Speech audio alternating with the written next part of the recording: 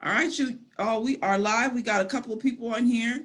And so I'm just going to start talking and we're going to get this thing started. Welcome to Singles Chat Reloaded. This is our first Facebook Live that we're having. And I'm really so excited, y'all. I've been excited about my other Facebook Lives, but I am really excited about this conversation because I just think that the group of people on here, this is going to be a good discussion. And I just love everyone on here and their energy. And so we're just ready to get started. We're going to talk today about forever relationships. So if you are tuning in, whether you are single, married, in a relationship, engaged, unmarried, complicated, for those of you on Facebook who are under complicated, this talk is for everyone. Okay, because we're going to be talking about forever relationships. Forever relationships can be friendships. They can be a relationship that you're in with that is romantically involved, or it could be marriage. And so the question is, when do you know it's time to go? And so that's what we're going to talk about today. And we're going to really get into this because it doesn't really matter. There's always all kind of relationships, whether it's friendships and all the way up to marriage, that sometimes you got to choose to go. And I know that's a hard discussion. It's a hard thing. It's been hard for me in the past. I have to say, I have experienced being hard to let go of friendships, being hard to let go of relationships. I'm not at the point I want to let go of marriage. Okay, I'm married and I do love my husband, but we're going to get this conversation started. So I'm going to let my panel introduce themselves. And I'm going to just kind of start from the top with Stella and let her introduce herself, and then we'll just move around. Thank you, Angelina, for the invite. And it's a pleasure for me to be here with all of you guys. And hi to our listeners as well. I'm Stella Lalaine. I'm from France. I live in the US and I have two passions. One is real estate investment, which I do for a living. And my other passion is spiritual development.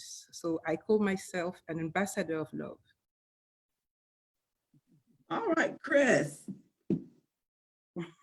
Good evening to our panel and Facebook, everyone listening on whatever platform you're on.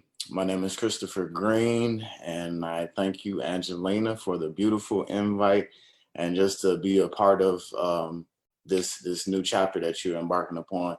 I am a musician and producer. That's what I'm passionate about. And I also want to let you all know that I have an album that is coming up soon.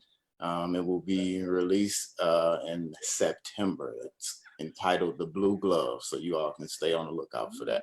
You didn't tell me that. You kept a secret.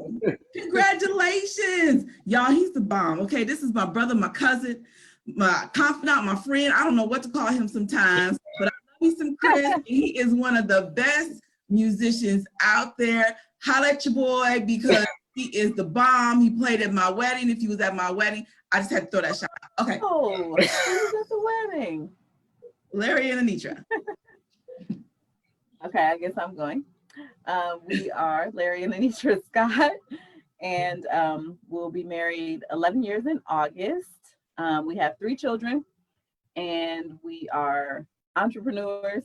I'm not going to name all the things we do, but we also love talking about relationships and helping people strengthen relationships, whether it's friendship, romantic relationships, or even just interpersonal relationships relating one to another. So that's our thing. So thank you for inviting us to be here with you all tonight. Thank you for being here with us. I'm so excited to have you here. Go ahead. All right. Queen. It's my turn. It's your turn, girl. Hey, y'all, it's Queen. I'm Queen. I am single and ready to mingle. No, I'm Queen. I am a nurse by trade. I have been a pediatric nurse for almost 18 years, but you know, I kind of veered into something else with nursing. I have a YouTube show that Angelina and I was talking about, and I have not been consistent on it lately, but I will be, and it's called The Holy Rocker Show, and I talk about everything from A to Z. It is a God-based show. What else can I say about me besides that I'm fabulous? I love to help people. That is a passion of mine. I love to help people. I don't like to be a burden to anyone, and I love to love. So relationships are very important to me. And Angelina, thank you for inviting me on the panel. You're welcome, but you know Monica acting up already. Did you see that face What? she hit you? No, I'm just saying, I was enjoying your bio, Queen, but Monica had frowned up her face. No, she said she loves to love, and I said, oh, yes, she does. Go ahead, Monica, introduce yourself. Well, thank you for having me. I am Monica. I was in healthcare for a long time. I'm now a driver. I drive trucks, not the 18-wheelers, although I do wish I should do that, but not right now. I love people. I just love helping people. That's like my passion. I don't care. I almost don't care how the help is needed. As long as I'm able to help and I'm able to make someone's life easier or easier to get through, I'm content. And that's it. I'm silly, as y'all see, but Go ahead, Ray. Introduce yourself to the world. Good evening, everybody. My name is Ray Eichelhart. I'm originally from New Orleans, Louisiana. I currently reside in Dallas, Texas, in the corporate world as a collection specialist and a friend to one of the people on the panel. Thank you for inviting me, Chris, Miss Angelina. I guess you could say I'm passionate about helping people as well and engaging in stimulating conversations. So thank you for having me tonight. Wonderful, wonderful. I'm glad to have all of you here. So we're going to just dive into this and talk about the forever relationships. And this came to me, I was having a conversation with a friend and she was talking about these forever relationships. And I said, what did you just say? Hold on, go back. Forever relationship, what do you mean by forever relationship? You know, them relationships that you think is going to last forever and you're just in it and they don't last forever. And so that really sparked something in me. And I just thought that was going to be like the best topic to launch this Singles Chat Reloaded Facebook conversations. And so that's kind of where that came from. You know, we have those forever relationships. So you have these friendships, relationships, marriages, and they're dead end or they're not beneficial or they are toxic. And we stay in them. And the question becomes, you know, why do we stay in them? So I first want to start out talking about, and anyone can answer this, but you know, what does dead end, non-beneficial or toxic relationships look like? Let's kind of know what those look like so we can all be on the same page moving forward in this conversation. What does that look like to you all? A forever relationship that's just something you need to get out of. well, I'll speak first. I was in a relationship with, and I was just talking to my sister about this. I was in a relationship with this guy and I was in nursing school. So this was like way back in 2003. And he was a good dude. He was a good guy. So one day we were talking, we were like 9 months, I think like 8 or 9 months in. And we were just talking about marriage and he knew that I was in nursing school. So he started saying that he doesn't want me to work. He wants me to stay home and maybe find a hobby. And I'm like, but you know that I'm in school. So why would you want me, like, why would you try to stunt? Is the word stunt you? Why would you try to stunt me and not allow me to pursue my career and then maybe even go further? So I think that he may have been kind of threatened by that. I'm not really sure. But to me, that was a red flag because you know that I'm in school. You know that I'm trying to do something better for my life. So why, if you want to be with me and be my husband or my significant other, why would you try to halt that? And then he started going off into this whole other conversation with, you've always had a perfect life. I mean, just start, I don't know what the issue was, but for me, when you see me trying to do better, and then you try to stop that, to me, that's like, yeah, we need to end this, because what else is going to happen down the road? So I had to get out of that. It wasn't going to be a good situation. So I hear you, because so what I'm hearing from you is sometimes we're in these relationships where they're not allowing us to grow. They're stopping us from becoming the person that we need to be. And it's just, I think that is one of those examples of a relationship that's just not really non-beneficial or toxic. I myself can think of friendships that I have been in that were not really healthy for me. And it really has nothing to do with it being the male or someone of the opposite sex, but just friendships among women that are just toxic. Like, they bring you down.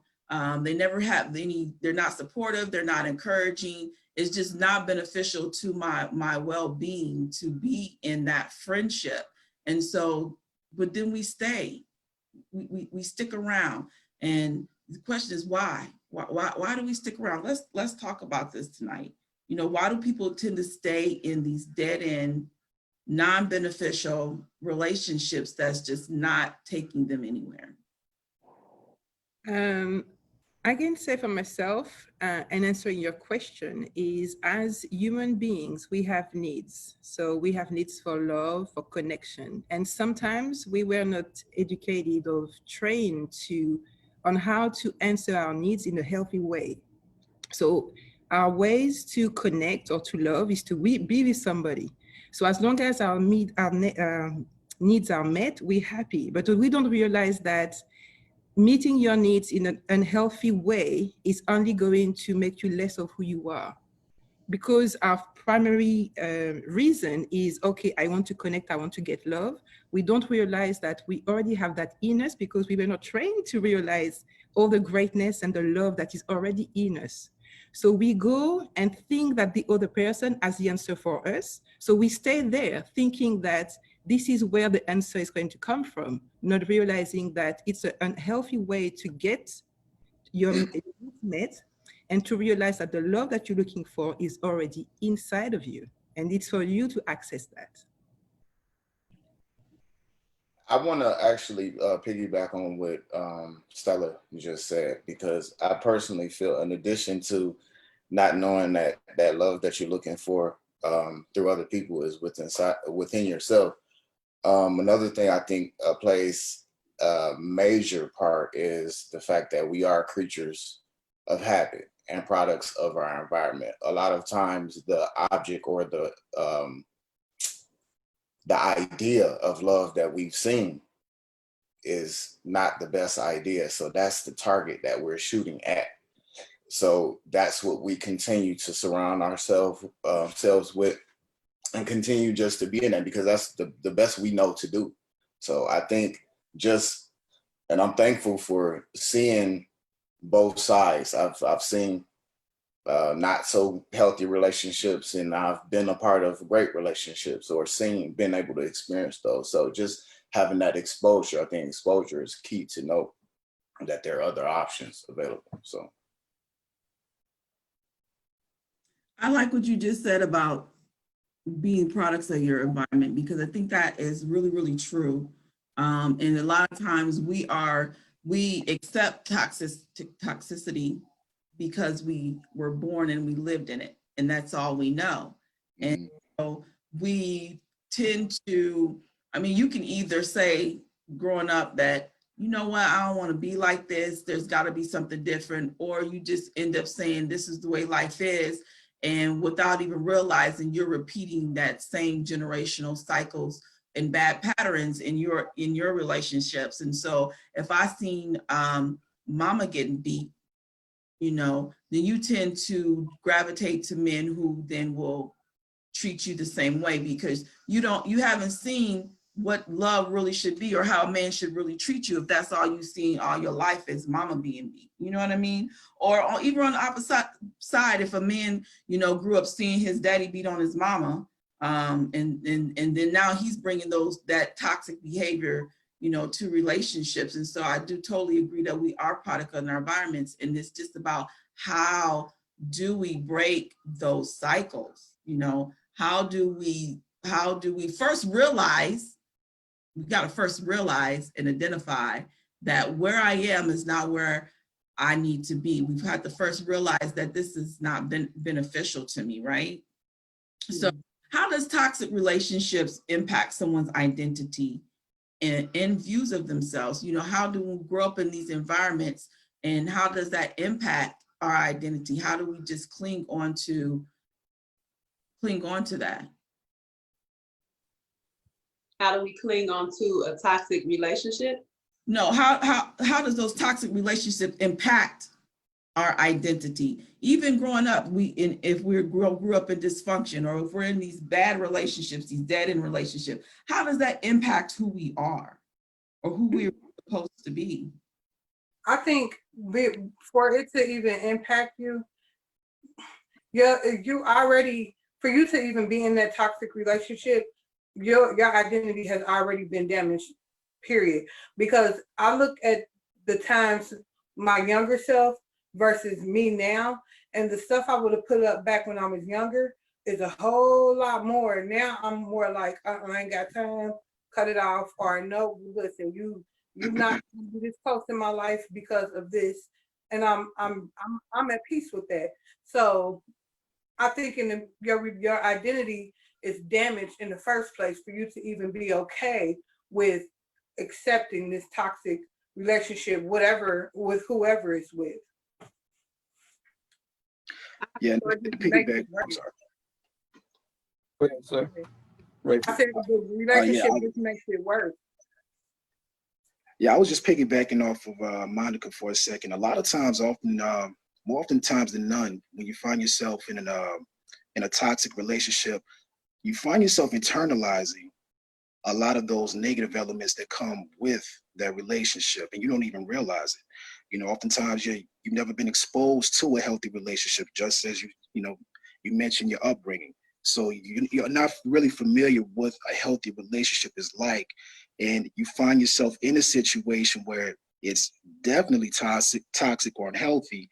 And once you finally break away from it, you internalize everything that encompassed that relationship, and you find yourself bringing those negative characteristics or what have your behaviors into a new relationship, and it perpetuates a cycle, unfortunately. So, that's another way you can get lost from an identity standpoint while being involved in a toxic relationship and the impact that it can take on you.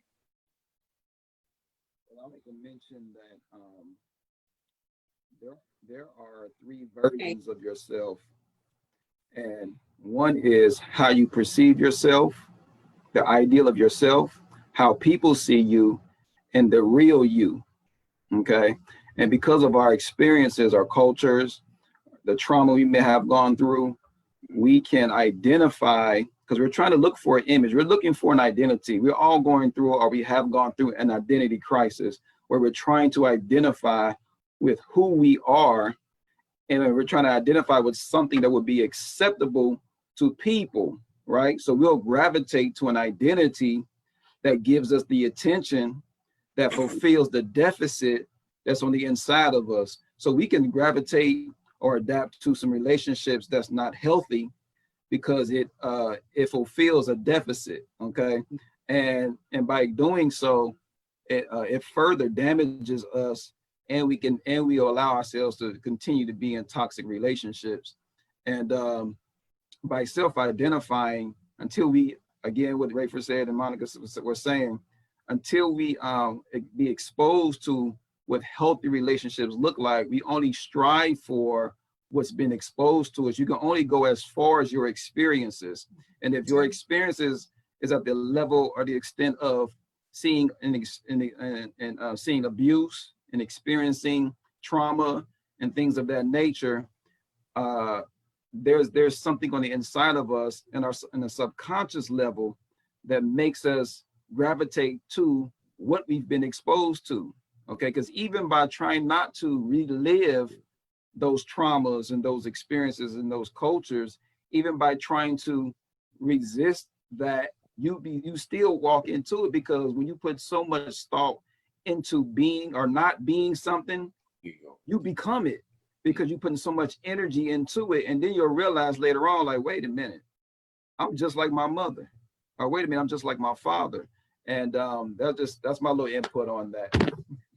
Yeah, I think I was just gonna say, as far as I think we, as we all said, we're a product of our environment. And if that is all that we know, it's like food. I like food. So I'm gonna relate it to food. It's like when you when you eat, say, a hamburger, and you're like, I only eat, and then you go somewhere else and you have like, oh my gosh, this, I didn't know a hamburger could have more than ketchup. It can have lettuce, tomato, onion, pickle, grilled onions, or sauteed mushroom, all these other things. You're like, wow, I didn't know this could be so wonderful.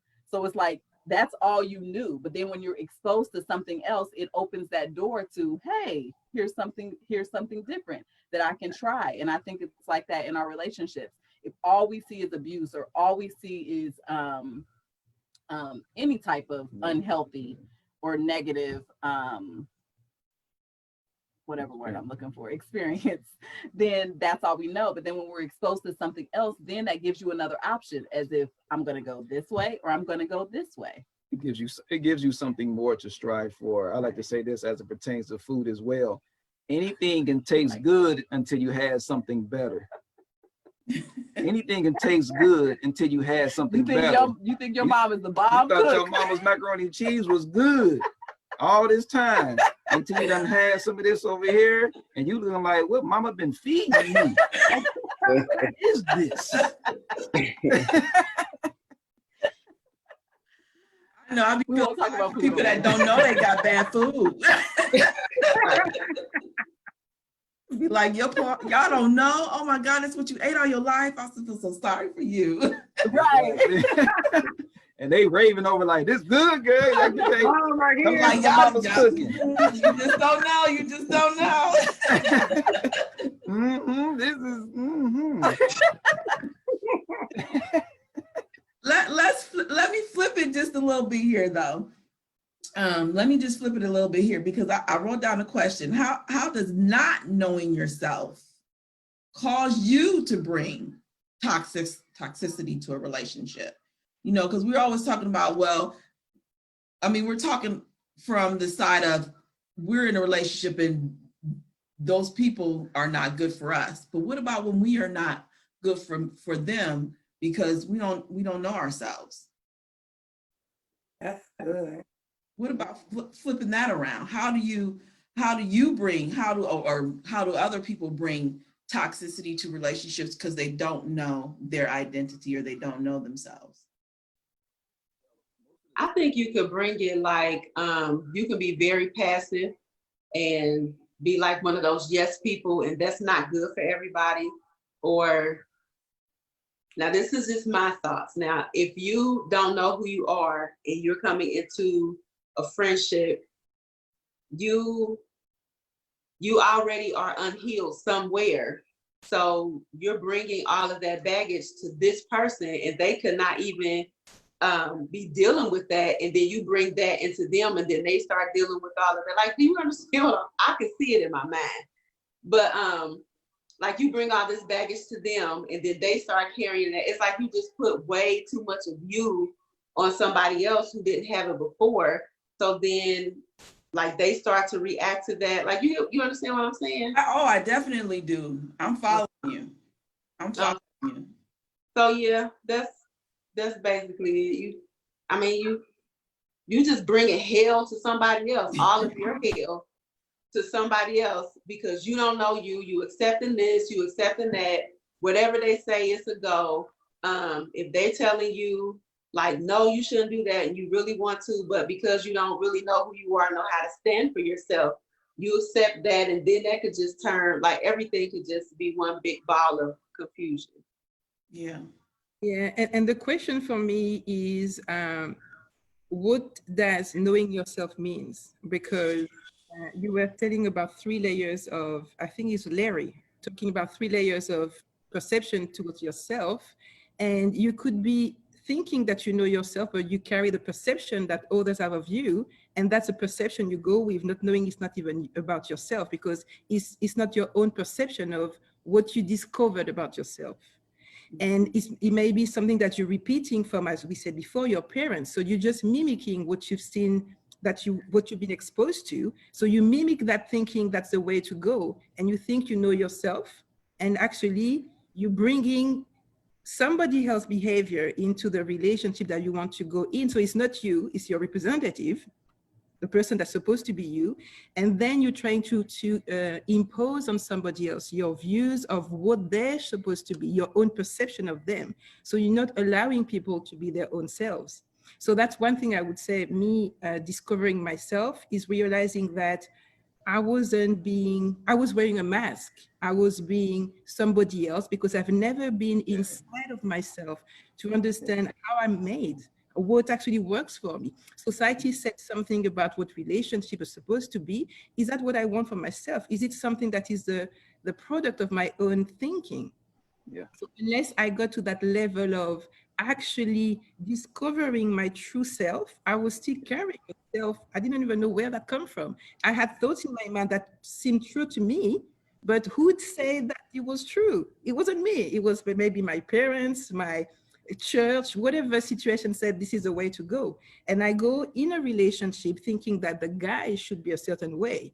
And if you're not a certain way, that's not right. Who said that? I'm supposed to love the guy that's in front of me. Why am I trying to make him become somebody else that is not? So one way of being, for me, unhealthy and bringing toxicity in a relationship is trying to control the person that is in front of you and trying to make them somebody that they are not. You know, I see it as a two-way situation as well, because one, you can become manipulative because you don't know your identity. So when somebody rejects whatever you are saying or whatever you're doing or try to correct it, you can, if you love me or if you love me like you say you do, then you will just take me as I am, or then this. So it's a form of manipulation, like it's easy to fall into. And I also see it as I come in and because you don't have either know your identity or not solidified. Let me get it out. You're not solidified in your identity. When someone try to tell you this is what you should do, and you in your heart of hearts are doing it, but then you like, no, that's not what I need to do or what I want to do, then you can rebel and become this person, and people, can say you got up a wall or you are hard to deal with. And it's really not. You just have people misplaced in your life because you didn't know who you were, and you didn't know your identity.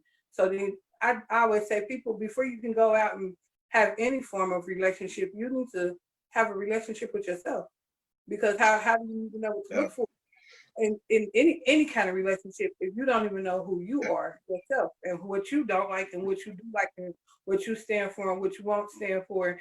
You don't know yourself. So if you don't have a relationship with yourself, you done just a little bit. I agree with all of that, but I also think that is the beauty of relationships. Left to ourselves, we think we're altogether lovely. It takes having interpersonal relationships, one with another, not just romantic, having friendships, having people there to actually let you see yourself. Because left alone, we don't have anyone to say, uh-oh, look at that right there, or look at that over there. We don't, sometimes it takes having a relationship. And I do agree with you, Monica, that yes, we do need to know ourselves, but sometimes we don't even come to that realization until we actually have to relate one to another, where there's friction, where there's things that cause you to think and to, evaluate yourself and say, oh, is that true about me? And I think that's the joy of good, healthy relationships, because healthy relationships, they will tell you, hey, I'm not friends with anyone who I can't tell the truth. You know, and if I can't tell you the truth and you can't tell me the truth, we probably shouldn't be friends, because that's not a friend to me. If you can't help me become better and you allow me to stay in the dysfunction that I'm in and whatever it is that I'm in that is not healthy, then that's not a friend. Yeah, So I think that even in that, that's how we self-identify, is through other people as well. Get married, I promise you. I'll take your word for it. I think it's also important to consider that a lot of people don't understand how serious the transference of energy and that the transference of energy can be to within relationships. So as we all said, being products of environments and having certain ways that we go about interacting in relationships, we bring them into another situation thinking that's completely normal. But what is actually happening when you enter the relationship is almost as though you start off in a deficit. You're already playing from behind.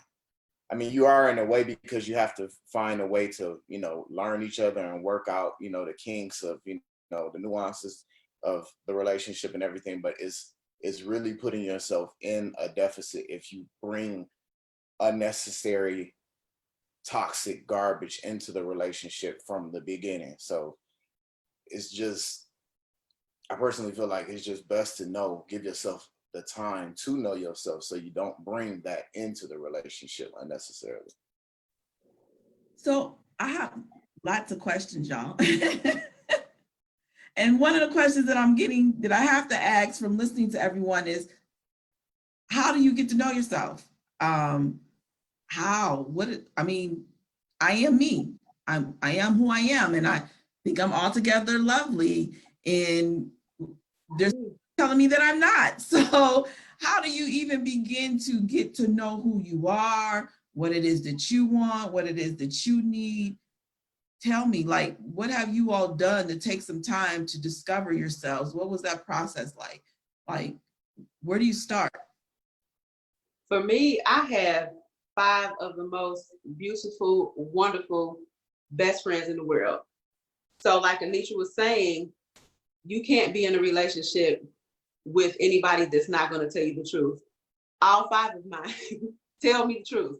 I am not altogether lovely. And first of all, I know that, and I knew that before it was said, because like if things are going on in my life, or if I see things going on or hear, my thoughts are not always good, especially like if you're saying that you living for the Lord. Having a relationship, let's rewind. Having a relationship with the Lord will let you know that something in your life is wrong. So for me, when I started, like when my friends would point something out or would say something, and immediately I would be offended, I would rebut it like, that ain't me, no, I don't think like that, or that's not right. I would rebut everything they said. So I mean, that right there is saying that something in me is wrong, and I need to figure out why is it wrong? What's the root of it? I need to be healed from it. And when you have a relationship with the Lord and you're praying and you're seeking God, like, Lord, this ain't right, because if she said it and then she said it and then he said it, then something in me is wrong and I need you to fix it. So he'll take you back to the issue. He'll take you back to the problem. And then you will see why you react. Well, I'll see why I react the way I did. That was a way of me knowing who I am, because of, and I think Stella had mentioned it, and I believe Chris mentioned it, like we are products of our, of our environment. So I had to go back to that environment that made me this person that is not altogether lovely. And I knew within my heart that it's not altogether right. So I just say, like, the relationship with the Lord, relationship with your friends, and really seeking healing and wanting to be healed, you will quickly find out who you are and who you are not. But what if you don't have those friends? They just as unhealthy as you are. I'm sure other people would tell you And then if you don't have friends, this is just me. Friends, but they probably unhealthy. What if they're unhealthy too? Y'all all unhealthy together. Right. And we all point out the unhealthy parts. We'll point it out in a minute. I mean, if we love each other, like we say, if we've been in a relationship, like we say, like two of my best friends, we've been in a relationship for over 20 years. So if I can't tell you the truth by now, and if you can't tell me the truth, then that's a problem. And then if you don't have these friends, that's a problem. And then if you don't have these friends, or other people are telling you like, hey, this is wrong, or why you act like this? If everybody is saying the same thing, then something's wrong. It's a unhealing somewhere. So personally, the way, and thank you for sharing that, Queen, about your friends, because I think it's powerful. And hopefully we have like healthy friends as well. For me, I thought I was okay. I thought I knew myself. I thought I was fine until I went through my divorce. When I did that, I realized I ended up being somebody that I didn't even know who she was anymore. So that led me to go to a therapy. So I actually work with a counselor, and she helped me understand my upbringing, my background, the reason for my choices, because I was unaware of those choices. I was unaware that I was making those choices and there was a reason for it. I didn't even realize that. So she helped me really understand and dig deep, because she had that professional understanding of the human being to explain to me the way I was working, the way I was operating. And I didn't know that. I didn't really learn that. I read about it, but when you read about it and when you actually practice the work with somebody who can help you, it's two different stories. And then I did as well coaching. I work with life coaches that really help me understand, okay, how do you move from there? Because you're not conditioned to stay this way. You can make choices to see life differently, to open your perception to who you are. So those coaches, life coaches, really helped me to understand my self-limiting beliefs that I had, that I'm still holding them, like I can't do something, or this is too big, or I can't do that, I'm too scared of doing that. This is still self-limiting beliefs that we carry. I can go for that job, or oh, I can go for that job, and you realize, no, that's nothing to do with your skills. Why don't you learn your skills and then go to do a job that is perfectly suited for your skills? So they help me understand that, understand how to align myself with all the gifts and the skills that are received from God inside. Because sometimes we want to do things that are definitely not suited for us. So it's a matter of getting the help that we need. And I was not a fan of going there, because if you're serious about getting to know yourself, you're going to invest in yourself. So yes, it costs money, but you do invest in yourself because you believe that that will yield dividend and you will become the best of yourself. So that's my personal experience. I was going to say, sometimes we have to take criticism or advice or what information from people that we don't like necessarily. It might be somebody that gets on my absolute last nerve, and they may tell me something about myself. I might not like it, and I definitely don't like it came from you, because you get on my absolute last nerve. But is it true? Like, so I know a lot of times to receive something from somebody that we don't like is difficult, but it will also, you can question yourself, like, is that true? Because if it's true, it's to help you, whether you like the messenger or not. But I know for me to find out who I was, it took me to really sit down and look at my life and not like the way that it was going. It wasn't what I thought it was going to be. I wasn't where I thought I wanted to be in that moment. I didn't like my life, and I was depressed. And I'm like, this is not okay. And I really had to sit down and take an audit of my life. Just write everything down. I call it a dump book, because I just dumped all of my feelings, everything inside of me that I was bottled up inside of me. I dumped it out in this book that I just wrote, and it was all over the place. If somebody would have read it, they'd be like, "What the heck is she talking about? She everywhere." But that's literally how my life was. It was everywhere. So I dumped everything out, and then when I started to realign different things. Even my relationship with God, I'm like, I was raised in church all my life. Do I really believe in God? Like, do I believe this? Like, because in my life, it don't seem real. So is this what I want to believe? And it was all of that. And when I started doing things, I started to ask myself, okay, why are you doing this? Why are you making this decision? Is this you? I'm real big on soul ties, breaking them. They hard to do. So I'm big, like tell my son all the time, don't create no soul ties because they're hard to break. Unhealthy soul ties are hard to break. But I had to, because I've had sex outside of marriage, but I had to ask myself, is this something that I like? Or is this something that somebody that I've been with like? And it was a lot of stuff that I didn't even like, but I did. But I'm like, well, why are you doing it if you don't like it? Because it was a tie that I had to somebody else and they enjoyed it. So once I audited my life and really, I call it doing my work, you got to do your work. Once I did my work, and as hard as it was, and times where I had to, again, I love people, so I had to tell people, no, I can't go here because I got to do my work. Getting through all of that, now I'm like, no, I'm cool with who I am. I'm cool with hanging out with myself. I'm cool with going to the movies or dinner by myself. People ask, you going by yourself? Yeah, because I like me. Like, I'm cool with me, but I had to do my work. And I had to really be honest with myself and not just, be my own fake friend. I had to tell myself the truth to get healed, to find out who I am. I definitely have to agree with Monica. I've done the same thing. I'm real big and an advocate on meditation and developing an interpersonal relationship with yourself. But this is also where Anitra, I agree with her as well.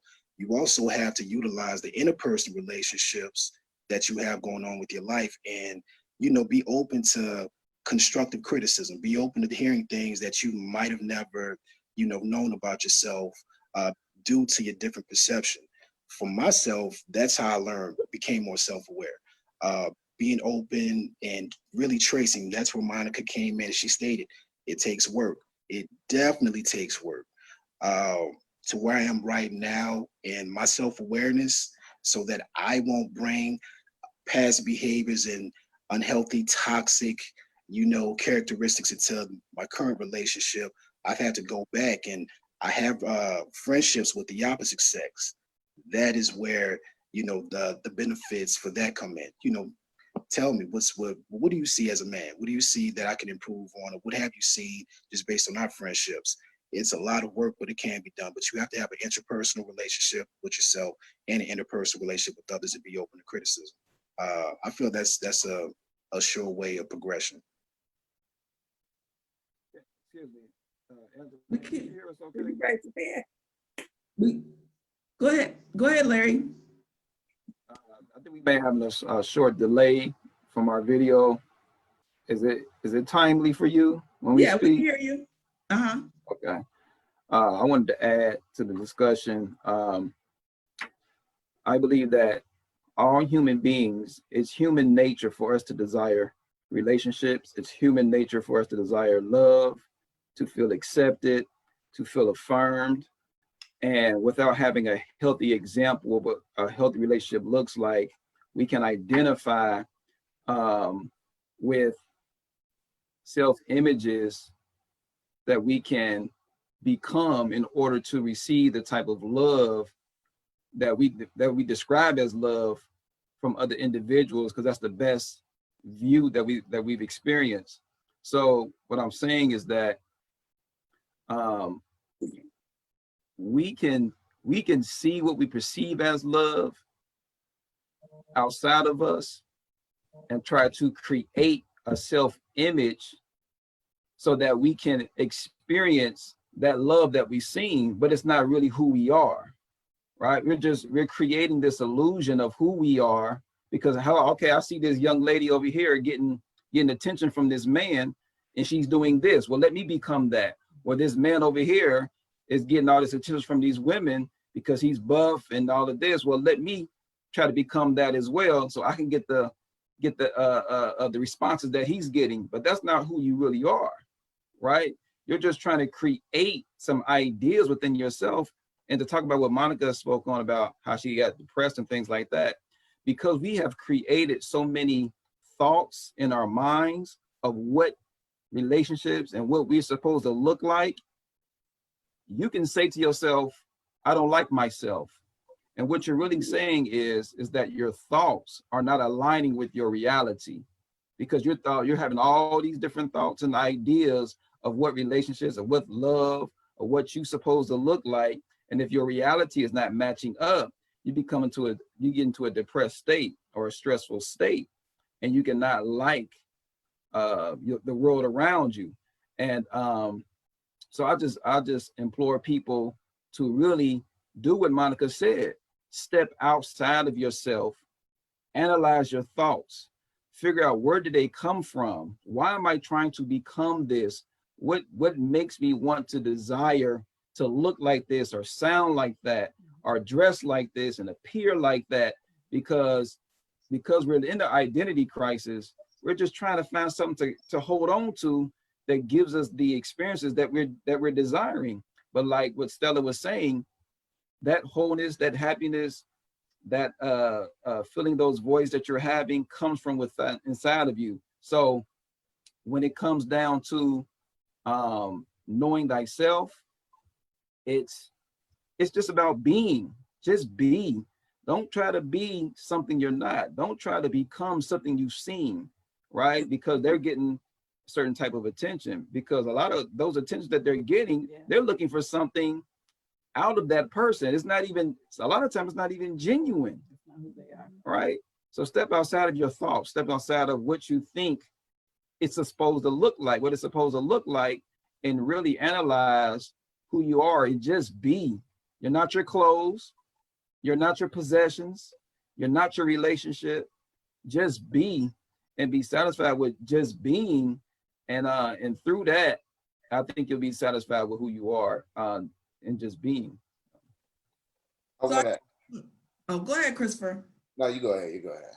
Now I had a couple questions from some viewers, but go ahead and make your comment and then I'll ask the questions.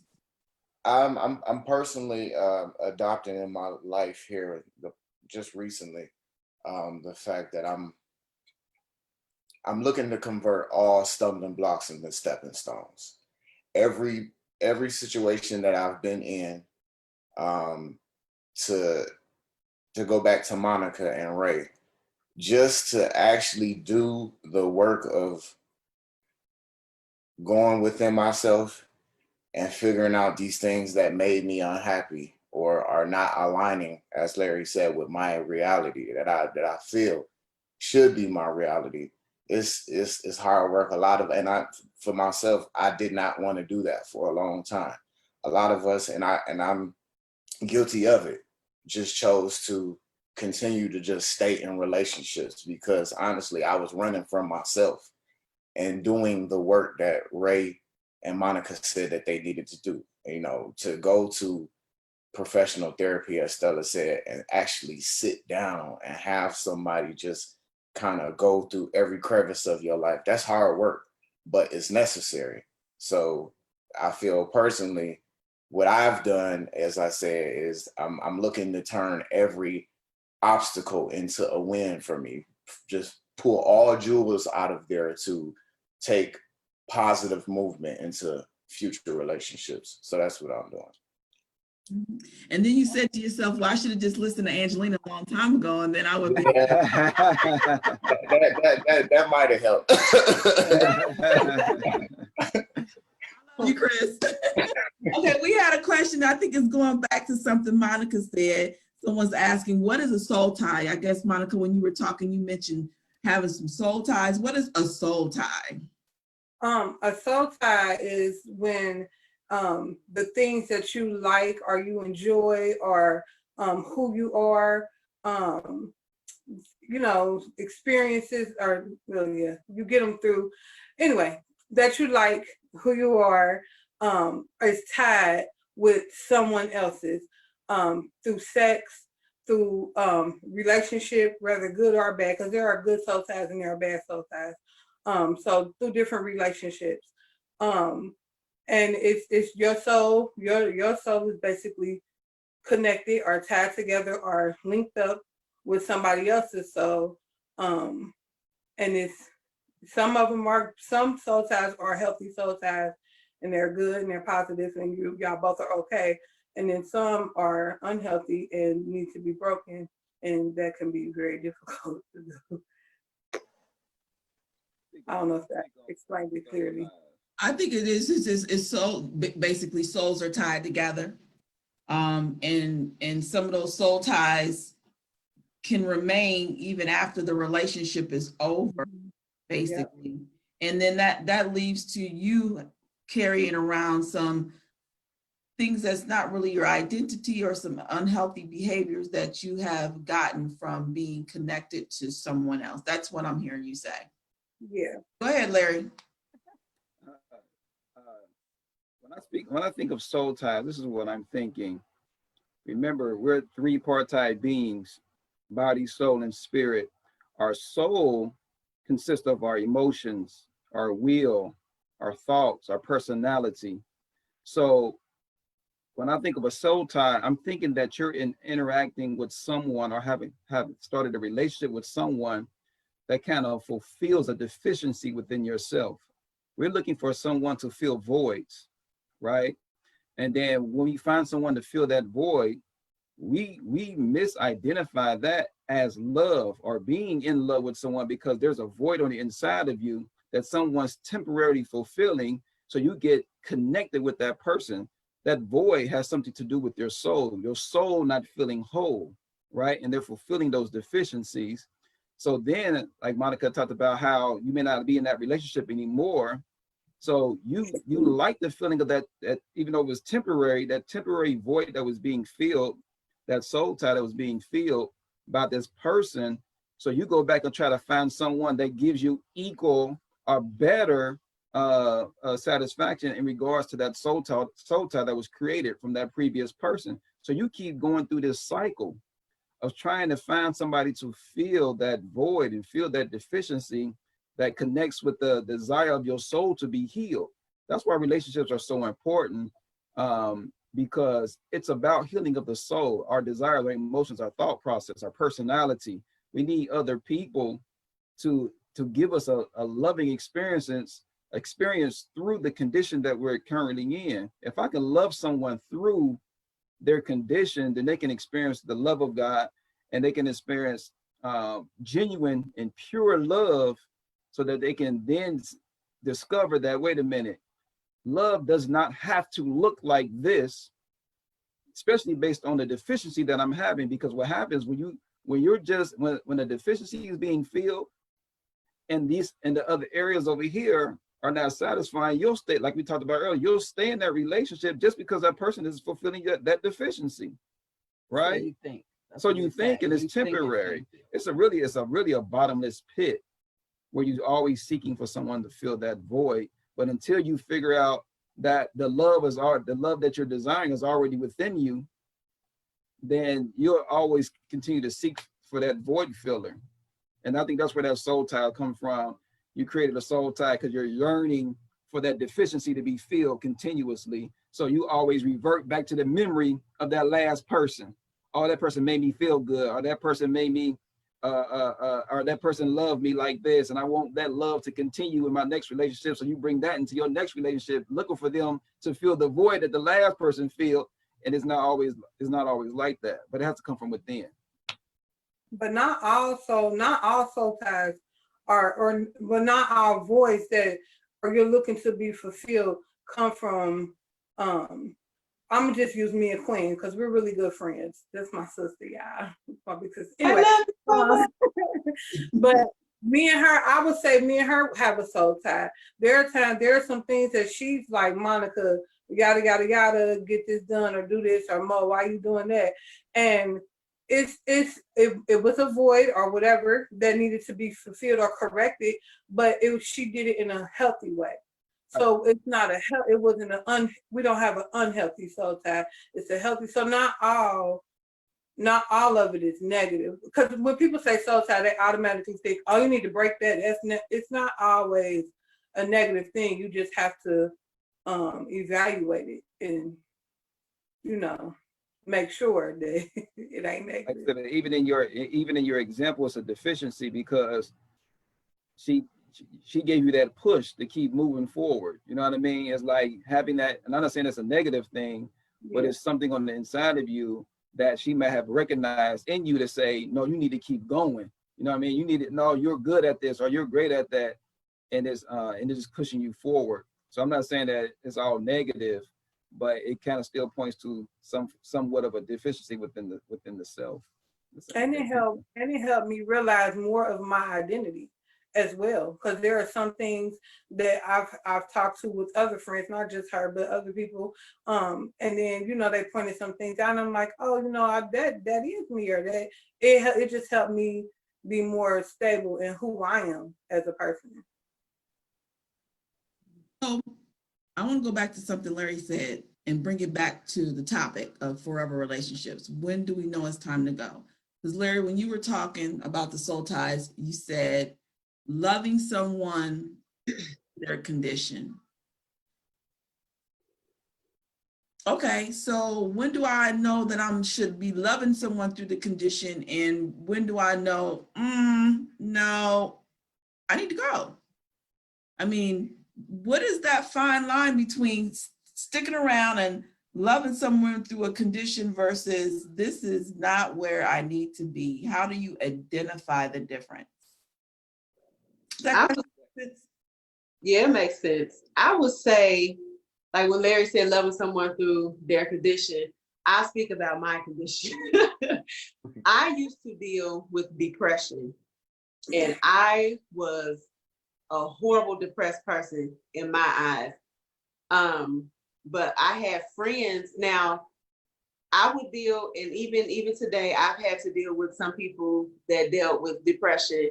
And because I know it, and I know how it looks, and I know how it works, I can help somebody.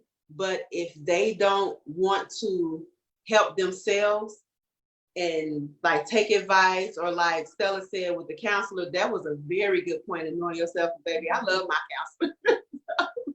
But if you're trying to help somebody through an issue or through depression, and it turns into like them being a leech, like they don't want to let you go and they don't want to get their own help, and it's like, okay, I told you what to do, you need to do this, go talk to a counselor. Or you could have said, like, I'm not good in this area. Basically, if you're giving them everything that you have to give, and you love them, and you're telling them this, and they just don't want to help themselves, then I have nothing else for you, because then you're going to start draining the life out of me, and I need to protect my peace. I worked hard for this. I work hard for my peace. I work hard for calm.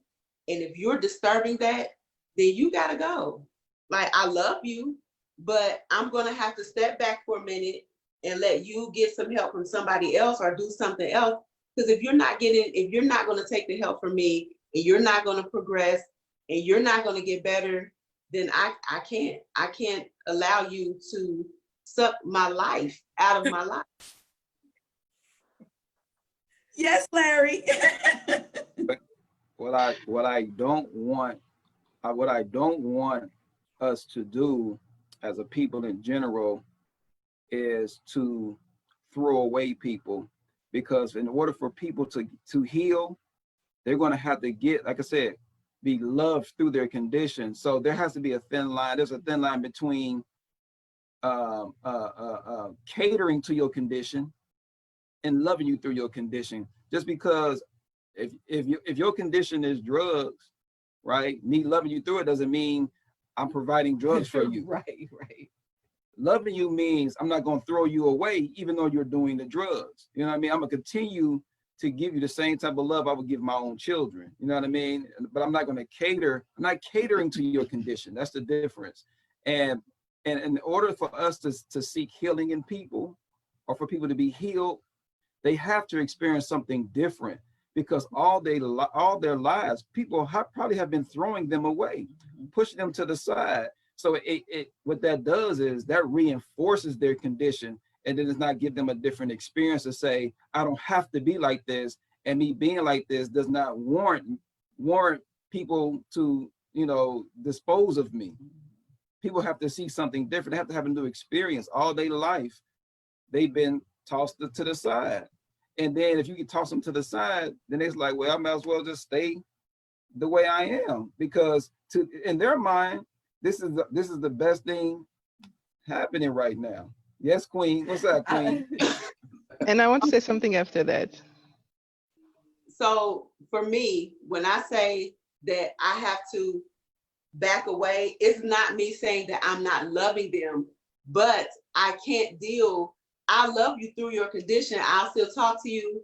I will tell you who to go to because I can't deal with it. It's not saying that I'm about to throw you away or throw you to the side and never talk to you again. Like, that's not even my personality. Y'all should know. So I will love you as much as I can, but as far as allowing you to suck the life out of my life, I can't let you do that. But I love you. I hug you up. Hey, how you doing? Over there, though. Right. Hey, girl. Yeah, but sometimes it's important to understand that, and it's something I've been through and I understood for myself, is everybody is responsible for themselves. It doesn't mean that I'm going to reject you. There's a difference between caretaking and loving. When I love you, I work with you, but I cannot work for you. And that's only something God can do for me, working for me, because I can't work for myself. So when the other human beings or my friends is asking me to work for him or for her, that's where I draw the bottom line, because this is not my responsibility, that's their responsibility. And if I'm loving to them, I'm not going to allow themselves as well to stay in that state, because if I love them, I want them to be better. I want them to feel better. So I'm going to do my part, but my part is not to work for them. And sometimes we misunderstand when we want to do the two parts in a relationship, as opposed to doing your part. Bring your 100%, but allow the other person to, even if they feel at the bottom of their pit, but allow them to walk gradually, slowly, but back up, because at the end of the day, we want them to love themselves too. We want them to understand that it's about them first loving themselves. I can love you, but the best person who can love you is yourself and God. And that is where I can accompany my friend, but that's where I draw the limit personally. It's like, now, if I did my part and I loved you, I support you, help you, you need to start walking. I can walk beside you, but I cannot put myself underneath yourself, like you were saying, Queen, to help you walk. That's your responsibility. So And you know, communication in any relationship to me is huge. So even if I see that you're starting to suck the life out of me, or I keep giving you advice and you keep doing the opposite, and you come back to me and dump as if I'm a trash can, I'm gonna communicate with you. Like, I'm gonna say, hey, I notice I keep giving you advice. You keep coming to me and I'm giving you my best advice, and you're doing the opposite. Are you just not wanting to do your work? Because I always say, you got to do your work. You're not wanting to do your work. I have to step back because it's draining to me. And I love you too much to tell you to just snap on you, because if I keep letting it go, that's what I'm going to do, because it's irritating to me. And so I'm going to communicate that with you. I still love you. You can still call me. You can't dump on me, but you can still call me. I'll talk to you. We're not going to talk about the situation until you do the work that you need to do to get through this part that you're struggling with, or to get through whatever you going through, until you do your work. Because 9 times out of 10, I done gave you multiple chances. I done talked you down off the ledge multiple times, and you just not doing your work. So until you do that, I'm gonna have to step back, and like, I'm communicating, and I'm always nice. I'm always cordial. I'm always gonna speak. I'm not gonna see you in public and be like, I don't know that person. I'm gonna talk to you. I'm gonna speak to you, but you gotta do your work. But I'm communicating that, so it's not. And the most time, it's in love. Like, it's not, you probably gonna hear some frustration, but it's all in love. I'm not angry. I'm not, I hate you and why you, no, we ain't doing all that. But you do gotta do the work. I think, I'm sorry. Go ahead, Nitra. We couldn't hear you. Go ahead. Okay. I think oftentimes what happens is when that does happen, Monica, it's probably one or two things. Either one, they don't think anything is wrong with them. When you And talk to they me, you know. and so even coming to that realization, because Angelina said this at the very beginning, we have to first come to that realization that there is something wrong. And then on the flip side, I think there are people who just don't want to do the work, as you guys have stated. It's a quote that says, excuses are crutches for the uncommitted. They're not committed to do the work. They don't want to do the work, and they want to stay in their condition because, as I posted the other day, broken gets them attention, and they want that attention. So if broken is going to give me more attention than me fixing myself, then that's probably where I'm going to stay. I'm going to stay in that broken place where I can get attention. And because I'm used to people throwing me away, I'm comfortable there. And that's where I want to stay. I've had several people that I have talked to like that, people who have worked for me, you know, all these different things. And they expect that, you know, that was their expectation. It's like, okay, go ahead, just give it to me. You're just gonna throw me away. And when you do the opposite, for some people, it's like, what? You mean you're not gonna throw me away? And then some people, they go ahead and do it themselves. They self-reject. They reject themselves before you can, because I already know what that disappointment looks like. So before I allow you to do that to me, I'm just going to do it to myself. And that's a coping mechanism, and it's a means of protection. You're not going to hurt me in that way because I've already had that hurt. And they will self-sabotage Yes. relationships as well, because they have self-identified with being abandoned. Yep. Or being hit, or being bad mouth to, and all these different things. And if they're saying that's my life, they will do things in a healthy relationship with someone to experience that from them, because they have to prove what they have self-identified to be true. Mm-hmm. They're protecting it. This is what I've come to grips with. This is my life. Mm-hmm. And I have to experience this with everybody I come in contact with.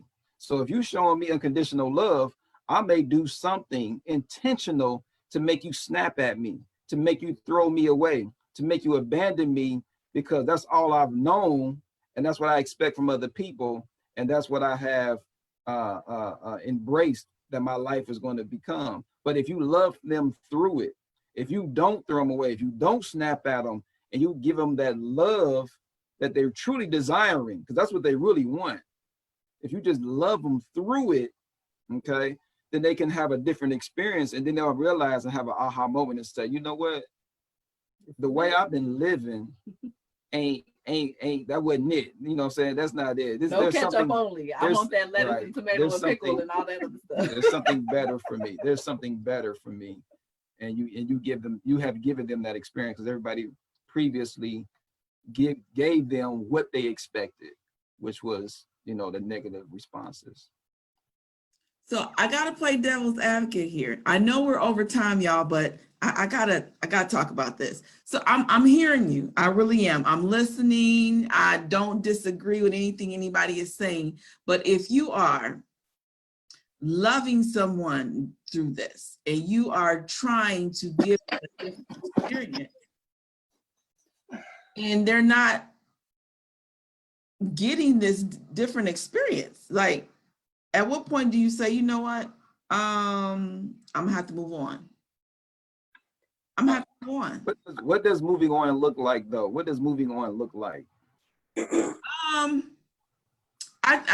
course, it's gonna depend on the type of relationship, whether it's a friendship, a relationship, we engaged or married or whatever it may be. And so I think we would have to talk about what that looks like on those different levels. But when I think about myself, when I was unhealthy, because I think I'm healthy now. I was good for cutting people off, cut you off. I ain't got time for the drama. I ain't got time. You don't want to listen to me. You still doing the same old stuff. I'm trying to go somewhere, so I'll cut you off. That means I ain't talking to you. I ain't taking the phone calls. I'm not hanging out with you, because I just don't have time for that. And so, but I've learned in my healing that you just can't cut people off. That's not what it's about. You got to communicate, like Monica said, communicate. You got to tell them about yourself. You got to be willing to have those hard conversations. And that is something I had to grow into, because I didn't like to have those hard conversations. I don't like conflict. And so in my mind, this is not gonna be good. I'd rather avoid it. And I've learned that's just not the way to go. So, but I think it just depends on the relationship, and what does that look like to love somebody through something? I mean, Is everybody froze? supposed to love you through this and give you an experience, and you still doing the same old stupid crap. You understand? Well, as an example, if I have a friend and he's suffering from, let's say he's a thief, he steals, right? He let you in your house, that item that was on the counter comes up missing, and you know he did. He was the only one in there. You just looked at it, and he was the only one in the house, and he left, and that's the only thing, and that thing is missing, and you know he struggles with stealing. I think I can still maintain a relationship with this person, but I might not let you in my house no more. You sit right here. Right, you sit right here, don't you move. Because I think we just have to create some boundaries with people. You know what I mean? It's just some things that, you know, if you're suffering from something, I'm not gonna put you in a position to let you act in your condition or let that condition come out of you. I'm not gonna give you the opportunity to be in that. So, but I think that when I say not throwing people away, and I don't suspect any of us would do that. It's just, I think you just got to create boundaries with people. You know, there's certain boundaries. It's like, no, I'm not gonna let you talk to me like that, right? And voicing it, no, I'm not gonna let you do that. You know what I mean? But that doesn't mean I ain't gonna talk to you. That don't mean that we're not gonna be friends, none of that. But this is what I'm not gonna let you do, you know, and this is something that you need to work on. And I'm still be here for you, but I'm not gonna allow you to do that, period. You know what I mean? That type of thing. So it's I think it's just boundaries you got to create and establish and have that hard conversation that a lot of us are scared to have with people. You know what I mean? And you have to ask yourself this too: why would I allow myself to go through certain type of treatment? If you're not voicing something to someone, there's something on the inside of you that says, I'm okay with being treated like this. You know, you have to really dig deep inside yourself to say why you were willing to do that, and not voice to say, hey, no, I can't have you speak on this area or do this thing over here because this is what it does for me. You know what I mean? So you got to voice it and create boundaries. Well, how do you create boundaries in a marriage? I mean, it's probably easy to create boundaries in a friendship or even in a relationship. This is not somebody, you know, that you sleep with every night and wake up to every morning, and you got to deal with every day. So how do you set boundaries in a marriage that may be toxic or not beneficial for your well-being right now? How do you do that? I set boundaries with my husband all the time. And look at you now. You did the permanent boundary.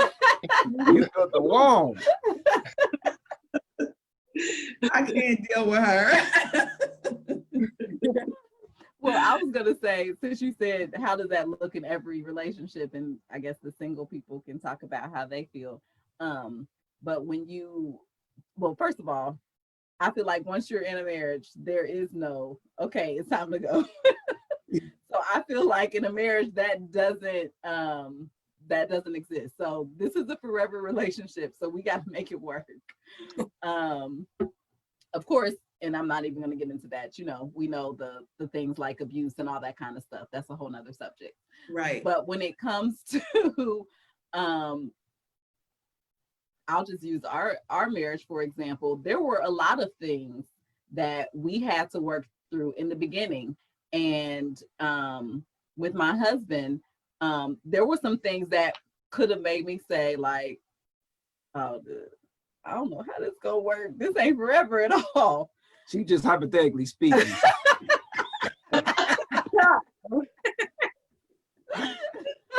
But because I continue to love him, and that's the thing too. When we have all of these things that we bring from our past, so coming together, when we got married, you were 26. He was 26. So that's 26 years of stuff. And I was 23. So that's 23 years of stuff that we're bringing together. And when we come together, it doesn't start at the 26 years and the 23 years and we move on from that.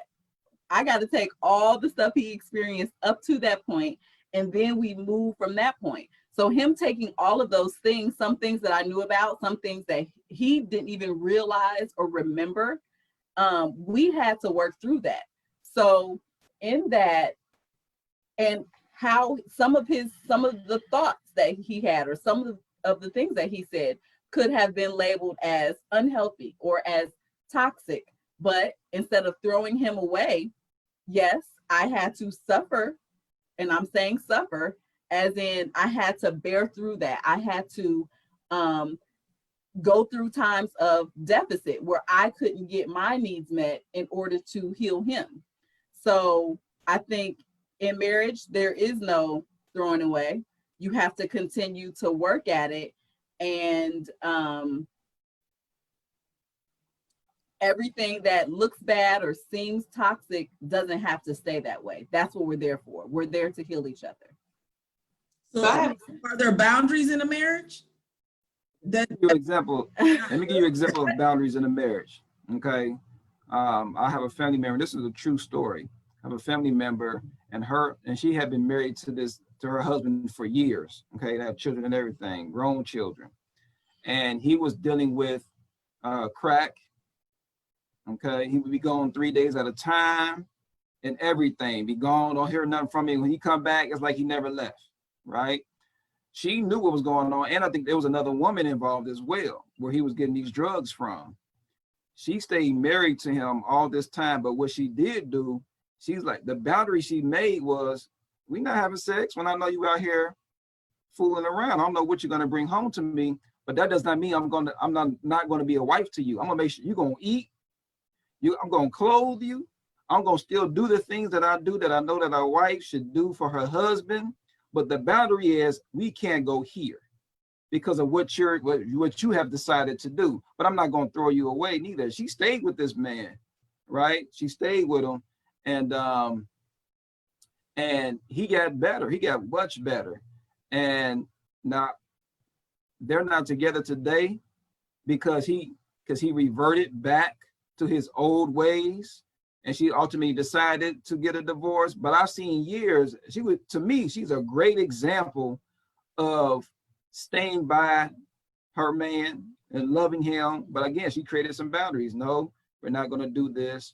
And no, I'm not going to allow you to do this. But at the end of the day, I'm still going to do what I'm supposed to do as a wife to you. You know what I mean? That might be a poor example, but that's one. I think that's So Larry and Anitra.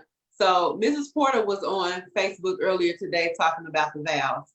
And she was saying, for better, for worse, for sickness and in health, for richer and poorer. So is that because you telling this story and he dealing with drugs and he going over to Miss Maple and getting, all of his needs met, and then you come home. Like for me, my boundary is the front door. Like you're not getting in. So my question is, is that an example of for better or for worse? That's definitely for better or for worse. Absolutely. But you know what though? Everyone's situation is different, but I do feel like for her, seriously, I feel like she was graced to do that. She is graced to be a wife, period. What she did, she had to have God. I mean, I could not imagine. I mean, that to me is one of the clearest examples of unconditional love. I mean, to know everything that's going on. I mean, I'm talking about the women calling the house and talking to her, and the stuff that she said to them was not, she didn't cuss them out. She didn't do any of those things. She was like, oh yeah, hey, okay. You know, she just talked to him like, okay, you crazy enough to call my house? Well, I'm gonna kill you with love. I'm gonna kill you with kindness. And that's what she did. And when he came in, she treated him no differently. Like he never left. Like he never left. She set that boundary. Right. But that is a good example of for better for worse. God bless. Let me share this. Let me share this. I know we got to wrap things up. Let me share this too, to just help with what we're talking about. We have to, in order to do that, you have to realize you have to separate the condition from the individual. Person. You know, him doing what he did, that was out of hurt. That was out of pain. Feeling a deficiency. You know what I'm saying? That was out of his deficiencies. Man, I'm telling you, you think a drug addict want to be a drug addict? You think an alcoholic want to be an alcoholic? There's something on the inside of them that's caused them to walk down that road. And we have to be able to separate the condition from the individual and still love the individual. You know what I mean? Because like I said, by creating the boundary at the door, how is that helping him? If he going back to the crack house, that's where he gonna go. But in order for him to experience something different, she had to keep bringing it. She allowed him to keep coming back into the home. You know what I'm saying? So we got to separate the condition from the people. And I think we think the condition is synonymous with the people. When we say you're calling somebody, you selfish, right? You selfish. No, what they did was selfish, right? What they did was selfish. And then they're going to be defensive by you calling them selfish because they just let you have some annihilators yesterday. So they can't be selfish. They shared their annihilators with you, didn't they? But what they did was a selfish act. But we identify what they did with who they are. We have to separate the two so that we can love the person, right? And maybe despise the condition. You see what I'm saying? Jesus did it for you. I think you should know yourself too. In the case of that lady, she knew that she could go that far. You have to know who you are. Not everybody is able to go that far because you're going to be destroyed in the process. So she had that level of grace in her to allow her to deal with the situation. And that's why maybe she was still in it. But somebody like me or like Queen, we have a different level of grace. That's what I can say. That's not my grace. My last point, I promise. This is how you know that you're deficient in yourself. This is how you know you're lacking. If someone can do something to you, say something to you, and it causes a reaction out of you, okay? If someone curse you out and you feel the need to curse them back, if someone steals from you and you feel a need to steal back something from them, if someone hits you on your right cheek and you want to hit them on their left cheek, there's something on the inside of you that's causing, there's a deficiency on the side of you that causes you to do that. Responding or reacting that way is just a tall tale sign of something that's not right in you, okay? Because that's you trying to protect yourself all over again. Go ahead, Angelina. I know you guys. No, yeah, I know we got to wrap up, but I'm sorry. We got a question which is going to what Larry just said. Okay, the deficiency inside of you. So someone asked, they wanted to know, how did I heal from that? How did I heal from just cutting people off? The question was, what work did you do to stop cutting people off? How would you suggest someone deals with that as constantly cutting people off?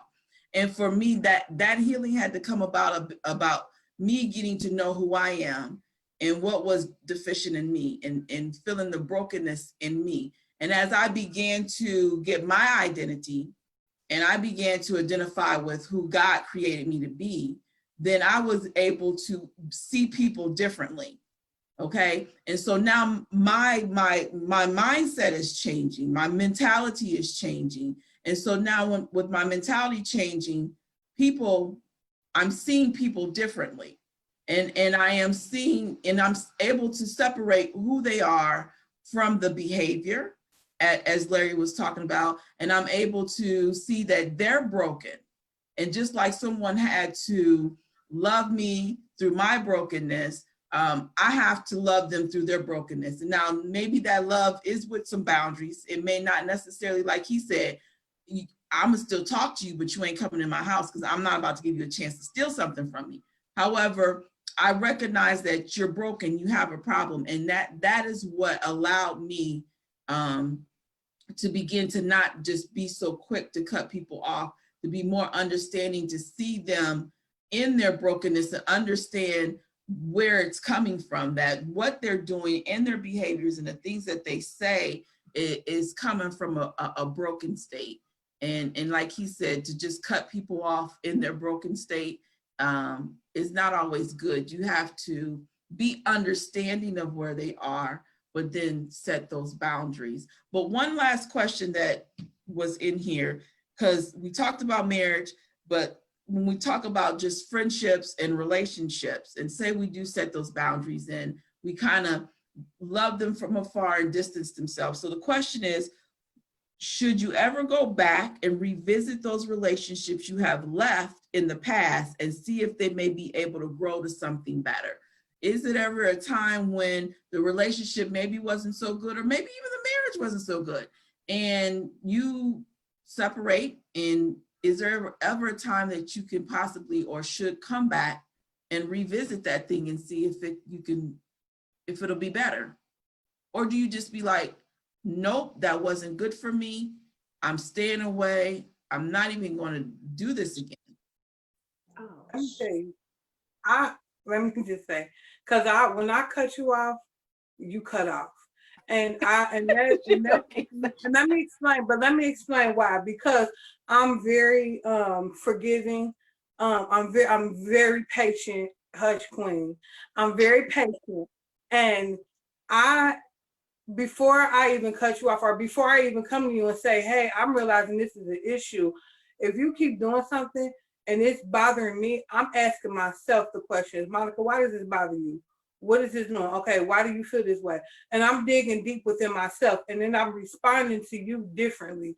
So if I get to the point where it's like, okay, it's not me, now we need to say, okay, why are you doing this? Why is this an issue for you? Why you keep saying this? Why?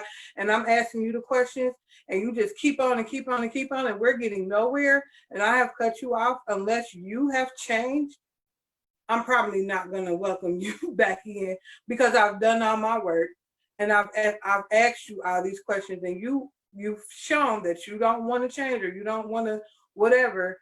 Why waste time? Unless you change, unless you've grown, unless you healed, unless there has been a positive change, I'm probably not going to revisit a relationship with you. It's just going to be a waste of my time. And at this point, I have absolutely no more time to waste.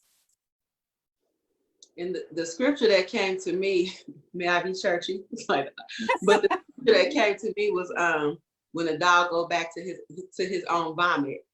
Now, I've had some relationships that I had to cut off, but like Mo said, like, you have to do some of that self-reflection, like, why did we cut off, and like what happened before? For me, I don't want to go back to any of those relationships, because it was, if I had to cut off a relationship, it was something bad, it was something horrible. So I'm still going to have the memories, even though I've forgiven them. And then, like the Scots were saying, you can't put the spirit on the person, and I don't want them to do that to me either. But I would have to ask the Lord, like, if I saw them somewhere. What's up, Larry? So, Queen, so as it relates to a relationship you had with a man, you're saying that, let's say it was 10 years ago and it was a toxic relationship, you would never revisit it, because that person can be different today. He could be brand new, he could be whole, he could be healed from some things, and he's a totally different person. You would not give that an opportunity? Well, it depends on how he approaches me. It depends on how he approaches me. It depends on where I am in my life and where I am in my healing. I mean, we could and we couldn't. It just depends. Monica, a relationship from 10 years ago that was toxic, and he's new, he's better, he's like, hey, I've been thinking about you. I miss what we had. Can we start all over again? What is your response? My response is first of all, I'm asking them questions because I cut you off for XYZ reason. What have you done to fix that? Because if you've done nothing and you just hope that I just forgot about it because the time has passed, you're gonna stay cut off. I'm sorry, because I don't have time. But if you've done something and you worked on it and you've become this new person, and yeah, then we're gonna start off as associates. We're just gonna talk time to time, maybe meet up for coffee once in a while and move on and progress it from there. But if you've done nothing to, if you've not addressed the issue from the past, what's the purpose? I would say because we cannot see what's in people's hearts, and we change ourselves and they may change as well, I would say let's go to a neutral party like a counselor so that we can work on those issues, because obviously we couldn't before. We may trigger each other with some stuff we're going to say or going to do. So how about we get help, both of us, and we see if it's something we want to experience. But it's hard to tell really when somebody has changed for permanently or change like just to get you back. So I would say definitely get the help of somebody who can help you, both of you see through it and then make a decision from there. Oh, what you talking about in dating? You Sorry? talking about in dating or just a relationship? Because I thought you talking about like a friendship relationship. Oh, what are we talking about right now? Really going back with an ex, correct? Or going back with a friend? Yeah, I believe that. I agree. I believe that. I think even in a marriage, even if y'all stop being friends or whatever, you can always start over. Start over in the friendship stage. We talk about that on our live page, the progression of intimacy, being friends first. If you had a relationship that was toxic 10 years ago, there's nothing wrong with starting as friends and then letting your friendship, the time of being friends, let that time tell the changes that has occurred in this individual. Because everybody talking about give people second chances and things like that. That's why somebody asked me the question, because my wife was a virgin, right, and I was not, and she asked me how many people have I slept with, because she was trying to protect my wife. And I said, does my past really dictate who I am right now? You know what I mean? Because my past, now it can in some cases, but why don't you experience who I am now, opposing to trying to dig? Because what's your purpose? What's your purpose of even asking that question? You being messy, or are you really trying to get to know me? You know what I mean? If you want to experience who I am, then experience who I am. Let's be friends today. You know what I mean? Because when you're whole and healthy, are you trying to achieve that? My past is not who I am. You know what I mean? My shirt ain't who I am. My car ain't who I am. My clothes ain't who I am. None of that is who I am. Just giving people the opportunity, to prove themselves. That's like for him, if he was to come at me and say that, like, why you asking me that? That's my past, just get to know me from now. I'm probably gonna dismiss him because you're not showing accountability. Like, in the past we've been through this. So accountability would say, hey, I know we talked about this and you said XYZ, or I needed to work on blah, blah, blah. Like, you're not showing me any accountability. You're just saying, and I know somebody that's like that, and unfortunately I can't disconnect from that person. So it is very frustrating. And they just say, they'll say, you're not this, so just get over it. And it's like, well, what do you mean, just get over it? Like, no, you were wrong. Why can't you apologize? Why can't you say, hey, I know I was wrong? And that's actually their way of apologizing. You're not, or I didn't mean it, or just apologize. Just show a little accountability. Hey, I was wrong. I'm sorry. I apologize. I might make the same mistake again, but call me out on the next time or whatever. But to just say, get to know me now, and why you asking me that? You're not showing me any accountability. You're not showing me that you've matured. That wasn't me saying that, though. So I get what you're saying. That's different. This was somebody who didn't know him. So they didn't have anything to relate it to with coming back like you did. And I didn't say that because it was in front of Anitra. I didn't say that because I didn't want to answer the question. I didn't mind answering the question. I'll tell you whatever you want to know. I already knew the answer to the question. My question was, what is the motive? And my question was, does that determine who I am today? So is the question really valid? You know, you just got to ask. I was just asking the question. I didn't mind answering it at all. You know what I mean? So, but even in that, when you return to something, there's still a sore. It's still a sore spot. It could be, even if their trust is gone. Different things are gone. So to have that question asked, and for me, even if I just want to know, maybe it's just me needing to protect. Like, hey, is this something that that can happen again potentially, and maybe I need to, just prepare myself. It need to heal. That it can within itself need to heal. Just not. I think that's why the friendship stage is so important. Just being If it's a honest. sore spot, there's some healing that still needs to happen, and I don't think that relationship needs to be picked back up. Now, me personally, I probably wouldn't. It'd be a no for me, especially after going through. If you've gone through the healing process, and you know where you are, and you know where you're going, and you know your purpose, and you focused on that, then some of that stuff that I left in the past, I just need to leave it in the past. But you do have to take a time to analyze some things, and you have to be able to identify when that relationship or when that person was just for a reason, a season, or forever. And so you got to be able to put people in that right category. Were they in my life for just a particular reason? Were they supposed to be in my life for just a season that I get something from them from that, or learn something from that in the season? And are they really a forever? And probably if you were cut off or drifted away or whatever happened, sometimes you got to let that be. God did you a favor, and you don't need to pick back up those things and try to pick back up where you left off, because you're a different person now and you're headed in a different direction. And you got to be careful about those distractions that I think that you begin to bring into your life when you want to go back, and people want to now come back and say, oh, I've changed. Well, I'm gonna give you an opportunity to change, but we'll probably never go back ever to the way it was. I'm just not there. But I do want to hear from Chris and Ray before we leave. Would you, 10 years later, they come back, hey, Christopher, I got myself together, hey, Ray. What you do? Is it a yes, a no, a maybe?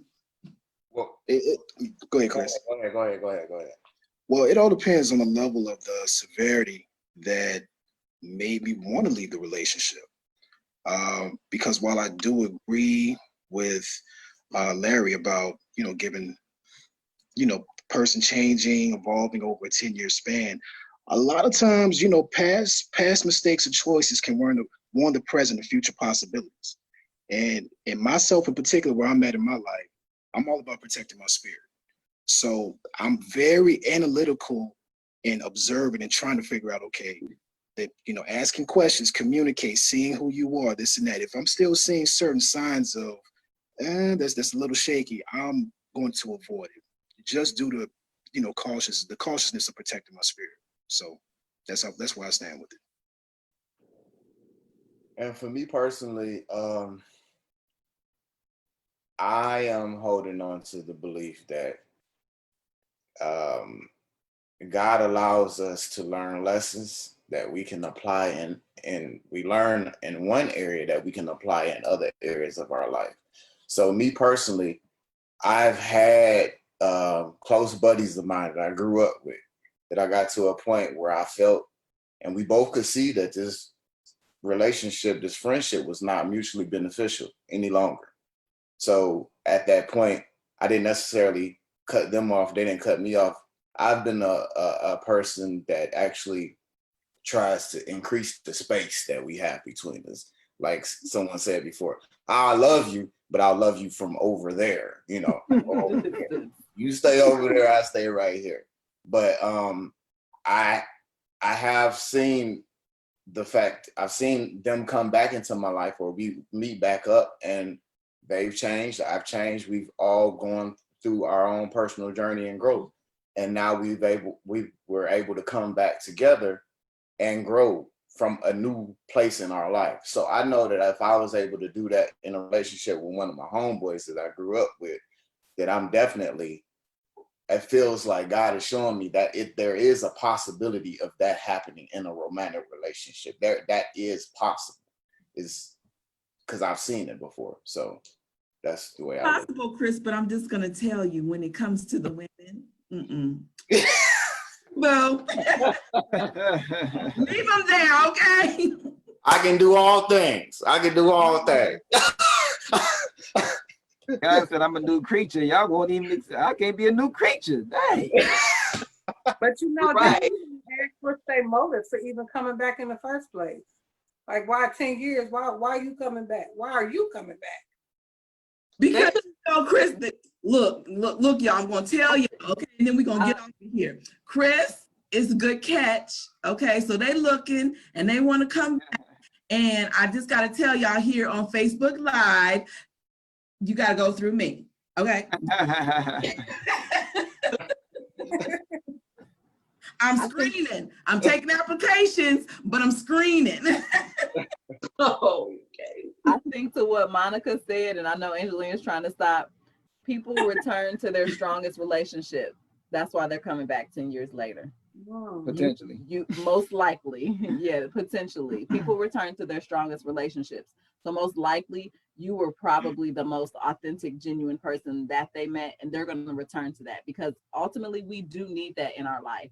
We need people like that in our lives who we know care for us and who will genuinely tell us, you know, what's wrong and what's not. So I think if that person, based on the way that you described it, you know, they had to be cut off because you continuously told them this is this and this is what you need to be saying. Okay, you're not getting it. Then they walk away and something may have happened. But guess what? I'm going to go back to that strongest relationship that provided what I needed, that showed me unconditional love, that showed me, that helped me become who I am. And they could just be coming back, maybe just to be saying thank you. But if we're already saying, what you back for? I'm cutting you off. You could possibly miss out on that opportunity. That's all. I agree with that, Nitra, and I'm for real gonna stop y'all. I do agree with that, Nitra, that, you know, we look back at the strongest relationships, and when I went through my time of healing and I took my time to get to know myself, that was one of the things that I did take a look at. I look back on all of my relationships, whether they were the friendships or, you know, relationships with males. I look back on those times where they were, which ones were really strong, which ones were really good, what was I getting out of them, what was about that person that made me happy, or that relationship, what was working. So, and that began to help me understand who I am, what I need, what works for me and what doesn't work for me, by analyzing all of those different past relationships. And then, so for me, when I began to seek a new relationship, I kept the strong relationship in mind, but I had already decided that I want that, but I want it with someone new. I don't want to go back because for whatever reason that didn't work. And so because every relationship is going to have some good and some bad. So I took what was those strong things that I said, this is what I want in a relationship. And I held those to be true in my heart, but decided in my mind that I'm going to find that, but God, you got to bring me somebody else who's going to feel. They got to have a different face on it. Got to give different face. Same scenario. Somebody broken, you know, relationship. We had broke up. I was heartbroken, and they told me, you know, Angelina, you can still have what you want. You just need to put a different face on it. And I think that's probably why I never forgot that. And so my thing was, I can still have the love. I can still have a good relationship. All I need to do is just put a face to it. However, ending this, I will say, you don't want to just go from relationship trying to put a new face on it. You still have to, from what I've heard out of this whole conversation, people, you got to get to know yourself. You got to have an identity. You got to know who you are, where you're going, what your take, what you don't take, you know, what you can handle, what you're not going to handle, your capacity, and what you're willing to put up with. And then once you know who you are, then you can put a face on the right relationship for you, not the relationship that you're seeking to fill the holes that are in your heart. So long story short, we need to be whole going into relationships. You got to get to know yourself. Don't seek a new face out of brokenness, but don't stay somewhere out of brokenness either. You got to be able to identify when this is not working for you. And the only way you're going to do that is to get to know yourself. So those are my closing thoughts. Identity, that is the biggest thing that I preach, is identity. Everything starts with identity. Healing starts with identity. And it starts with you getting to know yourself. So any closing thoughts from anyone else before we close out of here?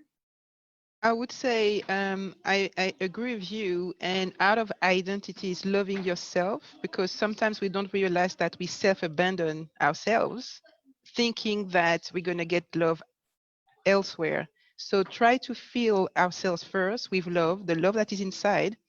And then from there, you can go and share it with somebody as opposed to trying to get love from somebody else. Yep. Anyone else before we close out? Any final thoughts? Larry, I know you got some final thoughts. I know something brewing in your head. I know you got something to say.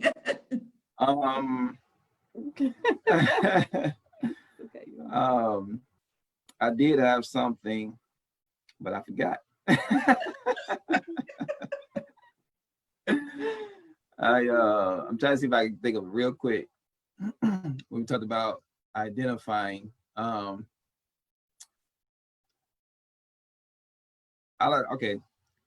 just all I would say is don't so much so create a self-image, you know, or a self-identification. Just become, you know, becoming, just like becoming to being, just be. Don't create an identity in your head or within yourself and you have to live up to it. Because in you trying to create an identity, you could potentially hurt others, because you're trying to, even by creating an identity, you're boxing yourself in, because that identity says, I have to look like this and I have to talk like this and I have to be this, right? Just be. And that's what I got for you. Just be, y'all. Queen, that goes back to what we talked about earlier, but we're not gonna go there today. About that personality test. So about what I said about identity with the personality. We'll save that for another episode. So I want to thank everyone, for my panelists, for being on here. You all are great. This was a great conversation. I want to thank you that are watching for the questions and the participation. I appreciate that as well.